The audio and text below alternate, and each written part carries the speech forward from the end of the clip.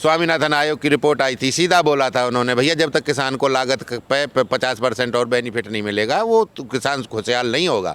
वो किसान भैंस भी पाल रहा है, आपको दुग्ध उत्पादन भी कर रहा है, वो कितने कितने व्यापार कर रहा है, तब जाके इस देश को चला रहा है। और आत्महत्या का भी अब जो ग्राफ है मेरे हिसाब से 40 से 42 आत्महत्या डेली किसान करता है कर्जा में दब के। वो एक्सपायर सिलेंडर उसको दे दिए, पेंट बार बार के उनको दे दिए उज्ज्वला योजना, वो घर में फट रहे हैं। अब उज्ज्वला योजना नहीं है, वो घर जला योजना है। जिस हिसाब से देश का अर्थव्यवस्था वो चल रहा है ना, उस हिसाब से हमें लगता नहीं कि इस किसान की कोई सुनने वाला है आगे। किसान को तो खुद ही आंदोलन करना पड़ेगा और एक बड़ा आंदोलन फिर से करना पड़ेगा।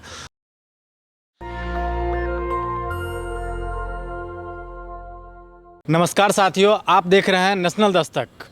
अभी हम लोग एक किसान नेता है उनसे बातचीत करेंगे जो 22 में जो मोदी सरकार जो किसानों की जो आय दुगुनी करने वाली थी, एमएसपी के जो गारंटी देने वाली थी, वो अभी तक किसानों को मिल पाया है या नहीं मिल पाया है। इन सभी चीज़ों पे बारीक से बातचीत करेंगे।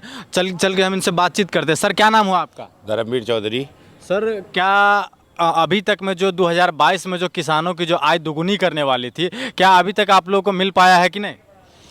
देखो, किसानों की आय तो कहाँ ये दुगनी कर देंगे, ये तो और ज़्यादा किसान तो और ज़्यादा सफ़र कर रहा है। और जिस हिसाब से किसान के जो लागत है ना, जो फसल पैदा करने में जो लागत आ रही है, और प्राकृतिक आपदा जो आ रही है, नदियाँ कट जाती हैं, उनके बांध प्रॉपर इन्होंने बना नहीं रखे हैं। और दूसरी बात ये है कि उससे भी अगर कैसे भी करता है, आप देख रहे हैं 2 दिन पहले पंजाब में भी एक हमारे किसान का फिर वो पुलिस ने वो हुआ है, शहादत हुई है। और एक हरियाणा में भी पैर कट गया है एक किसान का। अभी भी उसी फसल के जो वो नहरी ज़मीन थी, उसका जो नहर कट गई है और उसका जो फसल बर्बाद हुई है, उसके लिए वो मुआवजा मांग रहे थे, उचित मुआवजा। तो उनको वहाँ जाना था चंडीगढ़, तो जाने नहीं दिया। जो भी आता है, आम आदमी पार्टी की सरकार है उधर पंजाब में, तो वो भी उसी ट्रैक पर चली जाती है जिस ट्रैक पर ये पहले वाली सरकारें चल रही थी। 75 साल में तो अभी तक किसी ने एमएसपी के लिए, 77 साल हो गए, 75 के अब तो 77 साल भी हो गए। इस किसान को ना, ये तो देश का ऐसा वो हो गया है कि वो पेट सबका भरता है और उसी का गला दबाने को सारी सरकारें तैयार हैं। सरकार किसानों के लिए 6,000 का सालाना देने जा रही है, डीजल अनुदान देने जा रही है, सब कुछ दे रही है, फिर भी आप लोग क्यों ऐसे कह रहे हैं कि सरकार कुछ नहीं दे रही है? नहीं, डीजल पे तो कभी भी नहीं है, डीजल पे सब्सिडी कोई नहीं होती। डीजल उसी रेट में खरीदना पड़ता है जिस रेट में व्यापारी लेगा, कोई और लेगा, वही रेट किसान को मिलेगा। और दूसरी बात रही 6,000 रुपये की, इलेक्शन आता है तो वो 6,000 रुपये डाल देते हैं, कभी कभी 2,000 रुपये, और नहीं तो वो साल तक उसमें वो लगा देते हैं। केवल मेरे हिसाब से एलिजिबल जो वो है 15% किसान को एलिजिबल कर रखा है उसमें। किसी के आधार कार्ड में वो बता देते हैं गड़बड़ है, किसी के पैन कार्ड में बता देते हैं तुम्हारा सही नहीं है, किसी की फर्द सही नहीं है, किसी का खाता सही नहीं है, तो उसमें करा के उन्होंने वो रिजेक्ट ही कर देते हैं। केवल 15% एलिजिबल है, और वो भी बहुत लघु और सीमांत किसानों में से। और उसके बाद में भी उनको 2,000 रुपये देके, आप यार एक बात बताओ ना, 2,000 रुपये में आता क्या है? बुग्गी का टायर भी नहीं आता, जो बुग्गी उसमें यूज होती है, लगेगी उसमें किसान के साथ में, जो हर वक्त 24 घंटे चलती है, उसका टायर, एक टायर भी 2,000 का नहीं है, वो टायर भी 6,000 का है। सरकार से आप लोग क्या चाहते हैं? सरकार से आप लोग क्या चाहते हैं? सरकार का पूरा खजाना ले लीजिएगा क्या? 2,000 रुपये तो दे रहा है। नहीं, सरकार का खजाना कोई नहीं ले रहा, लेकिन जो लागत लग रही है यार, उस पर 50% वो जो हमारा, कितनी हमारी वो बन गई, कितने आयोग बने हैं, कितनी संस्था बनी है, कितनी रिपोर्ट आई हैं। स्वामीनाथन आयोग की रिपोर्ट आई थी, सीधा बोला था उन्होंने, भैया जब तक किसान को लागत पे 50% और बेनिफिट नहीं मिलेगा वो तो किसान खुशहाल नहीं होगा। वो किसान भैंस भी पाल रहा है, आपको दुग्ध उत्पादन भी कर रहा है, वो कितने कितने व्यापार कर रहा है, तब जाके इस देश को चला रहा है। और आपका पेट भर रहा है, वो चींटी से लेकर हाथी तक का सारा पेट वही किसान ही भरता है। और उसके लिए कोई नहीं सोचने वाला। सरकार कोई भी आ जाओ, आगे आएंगी वो भी, फिर उसको टॉर्चर करना है, उसी को बेचारे को वो ही मिलता है एक सॉफ्ट टारगेट ना, ये किसान ही है। और किसान क्या है? किसान ये जातिवाद, धर्मवाद, और उसमें सबसे ज़्यादा ईजीली किसान ही आता है, टारगेट करता है, होता है। और वो खुद अपना जाति धर्म में और क्या नाम है, क्षेत्रवाद में आके, और वो अपना जो भी है ना, जो उसको अपना मूल्यांकन, अपनी फसल का वो चाहिए, मूल्य चाहिए, उसको वो भूल जाता है। उसमें आवेश में आकर 4 साल 11 महीने गाली देता है, और 1 महीने जब आता है ना, उसको ऐसे ये सरकारें, ऐसे ये पार्टियां हैं जो ये ऐसे उसको मिसगाइड कर देती हैं कि वो बेचारा कुछ नहीं कर पाता, हाथ पैर मार मूर के वही रह जाता है। और आज आप देख रहे हो कि 5,000 से लेकर 6,000 किसान डेली वो छोड़ रहे हैं, किसानी को छोड़ छोड़ रहे हैं। और आत्महत्या का भी अब जो ग्राफ है मेरे हिसाब से 40 से 42 आत्महत्या डेली किसान करता है कर्जा में दब के। और उसकी बात में रही बात ये, अब देखो इन्होंने गेहूं का भी जो निर्यात था उस पर शुल्क लगा दिया।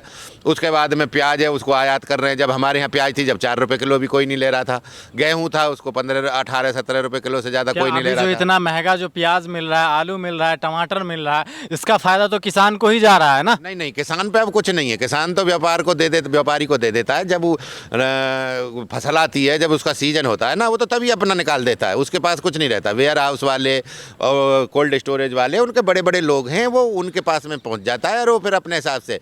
देखो हमने बोला था अडानी और अंबानी पे, जब से 1 साल हुआ है चले हुए, उसको अपने उसको गेहूं, इतना गेहूं सरप्लस पड़ा रहता था सरकार पे और हमारे किसानों के पास भी। और वो इन्होंने जैसे इनके CLO शुरू हुए अडानी अंबानी के, वो उनमें स्टोर होना शुरू हो गया है। और आपने देखा था पिछली बार 50 रुपये तक किलो गेहूं बिका है और वो वहीं खींच ले गए। ये सारा एक सिस्टम है ना, जो ये किसानी का को भी बर्बाद कर रहे हैं। और उसके बाद में गरीब आदमी और मध्यम वर्ग को तो बिल्कुल टॉर्चर इतना कर दिया है कि वो कुछ नहीं कर पाएगा। उसको बेचारे को जो भी ज़रूरत होती है वो अपने गहने बेच के या ज़मीन बेच के या अपना बच्चे का पालन कर रहा है। और उसको कोई भी एडमिशन लेना किसी बच्चे को या उसको कोई इलाज करना है तो वो उसके लिए वो अपना खेत ही बेच को उसको वही मिल सॉफ्टवेयर उसका यही है कि वो अपना बेचता है। लेकिन इन सरकारों पे और इन नेताओं ने ऐसा एक ट्रैक बना दिया है कि इन पर कोई फ़र्क पड़ने वाला नहीं है। ये यहाँ अपने व्यापारों को बढ़ाने के लिए बड़े बड़े अपने कोल्ड स्टोर बना रहा है, कोई वेयर हाउस बना रहा है, कोई फैक्ट्री बना रहा है, कोई इंडस्ट्री बना रहा है, कोई कॉलेज बना रहा है, कोई मेडिकल कॉलेज बना रहा है, कोई मेडिकल वो बना रहा है, हॉस्पिटल बना रहा है। उनको इनको कोई मतलब नहीं है यार, ना जॉब क्रिएशन से मतलब है, ना इन्हें उससे मतलब है, ना इनको एनवायरनमेंट से मतलब है, ना इन्हें डेवलपमेंट से मतलब, इन्हें कुछ मतलब नहीं। जो सरकार तमाम सारी योजनाएं लॉन्च की हुई है। इंदिरा प्रधानमंत्री आवास योजना है, जनधन योजना है, उज्ज्वला गैस कनेक्शन है, सब कुछ दे रही है। फिर भी आप लोग कह रहे हैं सब तो किसान को ही बेनिफिट मिल रहा है ना। अरे नहीं ना यार, देखो उज्ज्वला योजना जो यहाँ पाइपलाइन आ गई है ना, जो शहरों में जो हमारे नगर है, महानगर है, उनमें पाइपलाइन आई गई है IGL की, जो पाइपलाइन 24 घंटे जो पानी आता है, पानी की तरह जो चलती है, जो गैस होती है, वो पाइपलाइन आ गई है। और उसके हिसाब से उसके सिलेंडर यहाँ सरप्लस हो गए थे, वो एक्सपायर सिलेंडर उसको दे दिए, पेंट बार बार के उनको दे दिए उज्ज्वला योजना। वो घर में फट रहे हैं। अब उज्ज्वला योजना नहीं है, वो घर जला योजना है। घर जला योजना नहीं, घर जलाती है यार। गर्मियों में वो लीक करता है क्योंकि वो सिलेंडर पुराने कब का कहाँ का है, उस पर पेंट मार मार के गरीब आदमी को दे दिया है। और वो भी उसके साथ में चूल्हा दे दिया, 1800 रुपये का चूल्हा है। गैस सिलेंडर है जो, वो तो अगर उसको कबाड़े में आप बेचोगे तो वेट के हिसाब से वो 400 रुपये का बिकेगा। मोदी सरकार तो बहुत सारा लोगों का जनधन अकाउंट में खाता खुलवा दिए हैं, जो कभी बैंक देखे भी नहीं थे उनको भी बैंक दिखा दिए हैं। नंबर एक बात तो ये था कि जनधन अकाउंट इस वजह से खुलवाए गए कि नोटबंदी करनी थी तो सारा पैसा जनधन अकाउंट में ले लिया बेचारे आम पब्लिक का, है ना, समझ रहे हो।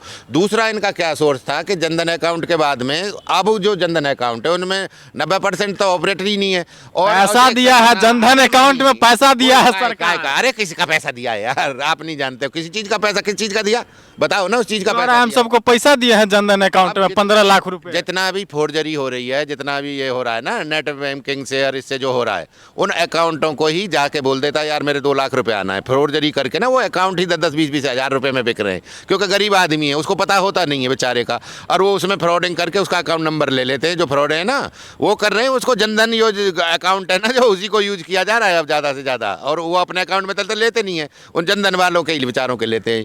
और ये तो और एक योजना ऐसी कर दी कि उनको फंसा दिया है बेचारों को, गरीब आदमियों को। पहले नोटबंदी में उनके पैसे सारे जमा करवा लिए, अब जनधन का कह के गरीब आदमी को पता चलता नहीं है। उसका पड़ोसी है कोई भी है, वो कहता है यार मेरे 2 लाख रुपए आने, आप 10,000-20,000 रख लेना, 1,80,000 मुझे निकाल के देना। बाद में उसे पता चलता है अरे ये तो फ्रॉड कर दिया इन्होंने। जब उसका अकाउंट लगता है पुलिस वेरीफाई करती है। तो बहुत हुआ है ऐसा, हरियाणा में, राजस्थान में, कई जगह ऐसा हुआ है कि जनधन अकाउंट खुलवाया था, ऑपरेट था नहीं, उसको वैसे थोड़े से पैसे का लालच देके उसी को यूज किया जा रहा है। तो मोदी सरकार तो तमाम सारी योजनाएं लॉन्च करती है, जैसे किसानों के लिए किसान क्रेडिट कार्ड का फैसिलिटी दिया गया है, पंप लगवाने जाने की बात हो रही है, सब करवा के देते हैं, फिर काहे किसान त्रस्त हो रहे हैं। नहीं नहीं, वो लोन है यार, एक मिनट सुनो ना। तो दे तो रही है ना सरकार, लोन दे तो रही है किसानों को।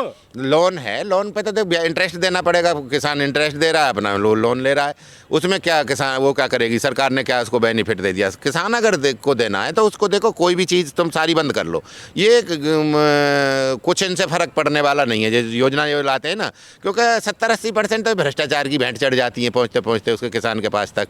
तो इससे बेटर तो यही है भैया, उसके फसलों के रेट अगर बढ़ेंगे। मोदी सरकार सब कुछ को डिजिटल कर दिया है, अब नहीं कहीं पे भ्रष्टाचार है, कहाँ पे भ्रष्टाचार है? अरे यार बताइए भ्रष्टाचार हमें। नहीं नहीं, डिजिटल तो कर दिया। आप पता है, डिजिटल करने के बाद में उनके सिग्नेचर वो ले लेते हैं, अंगूठा ले लेते हैं। आप मनरेगा देख लो, वो देख लो किसानों का, उसको तो बेचारा देखो अन्न बिक गए, सीधा आदमी है। मनरेगा वाले आए, वो उसको जाके प्रधान सेक्रेटरी चले जाएंगे, उसका अंगूठा लगा लेके निकाल ला, पैसे निकाल ला। नहीं समझ रहे, वो जितना भी है उनकी मर्जी है, वो कितना उसको देते हैं कितना नहीं देते। ऐसा कुछ नहीं है कि आप जो डिजिटल क्या करेगा, डिजिटल में उसके वही तो होने, वो राशन बट रहा है, डिजिटल ही बट रहा है। लेकिन उसमें राशन में भी बहुत बड़ा घपला है, केवल आधे लोगों पर ही वो पहुंच पाता है। आधे लोग तो वो लेने ही नहीं जाते, एलिजिबल ही नहीं है, या तो या फिर लेने ही नहीं जाते किसान, तो जो मध्यम वर्ग का है। और छोटे लोग जो लेके जाते हैं, और उनका भी उसमें वजन में और उसमें वेट में ना, उसमें सब जगह कारिस्तानी कम कहीं नहीं हुई, ज़्यादा ही हुई है।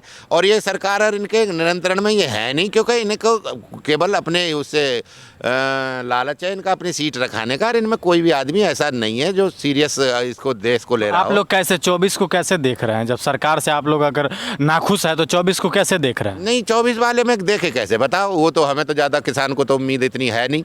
हालांकि हमें तो देखो, इस सरकार से तो हमारा बिल्कुल यो मान लो 36 का आंकड़ा है, इसको तो बदलना है। लेकिन आने वालों को भी यही है, उनसे उम्मीद तो यही है। 75 साल में तो MSP पे पहुंच नहीं पाए, लेकिन जिस हिसाब से देश का अर्थव्यवस्था और ये वो चल रहा है ना, उस हिसाब से हमें लगता नहीं कि इस किसान की कोई सुनने वाला है आगे। किसान को तो खुद ही आंदोलन करना पड़ेगा, और एक बड़ा आंदोलन फिर से करना पड़ेगा।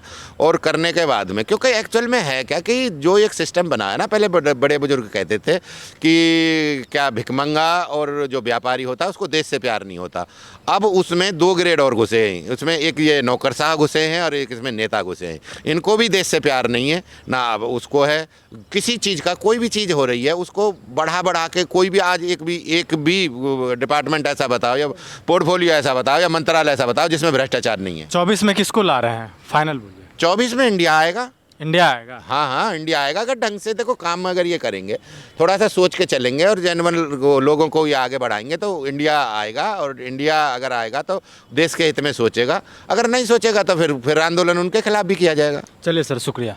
आपने देखे हैं कि किसानों के मुद्दे पे बोले हैं, तो आप लोग अपनी अपनी प्रतिक्रिया भेजना ना भूलें। कमेंट बॉक्स के जरिए आप लोग अपनी अपनी प्रतिक्रिया ज़रूर भेज सकते हैं। कैमरा पर्सन बॉबी के साथ नेशनल दस्तक, दिल्ली। नेशनल दस्तक की आपसे गुजारिश है कि अगर इसको बचाना चाहते हैं तो नेशनल दस्तक को सब्सक्राइब करने के लिए रेड कलर के सब्सक्राइब बटन को दबाएं, फिर बेल आइकन की घंटी दबाएं। नेशनल दस्तक को बचाने के लिए बहुत जरूरी है कि हर खबर को शेयर करें, लाइक करें, कमेंट जरूर करें।